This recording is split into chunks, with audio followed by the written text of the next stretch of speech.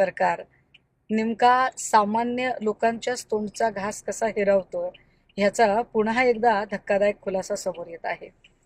आधी मंत्री धनंजय मुंडे, मग जयकुमार गोरे, त्यानंतर माणिकराव कोकाटे आणि आता प्रचंड मोठं साम्राज्य असणारे संस्थानिक राधाकृष्ण विखे पाटील यांनी ज्या पद्धतीने सामान्य शेतकऱ्यांच्या, तेही तब्बल 10,000 शेतकऱ्यांच्या नावावर राष्ट्रीयकृत बँकेकडून घेतलेले पैसे त्या शेतकऱ्यांच्या खात्यात पडूच दिले नाही आणि ते पैसे स्वतःकडे वळते करून घेतले, ही बाब अत्यंत लाजिरवाणी आहे।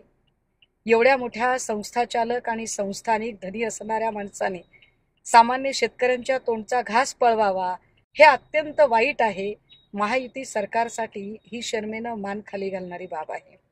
ऑनरेबल सुप्रीम कोर्टाने गुन्हा या प्रकरणामध्ये आता दाखल करण्याचे आदेश दिले आणि त्यानुसार लोणी पोलीस स्टेशनमध्ये गुन्हा सुद्धा दाखल झाला। परंतु इतक्या भ्रष्ट मंत्र्याला, जो मंत्री इथल्या गोरगरीब शेतकऱ्यांच्याच तोंडचा घास पळवतो, असा मंत्री महायुतीच्या सरकारमध्ये चालतो कसा काय?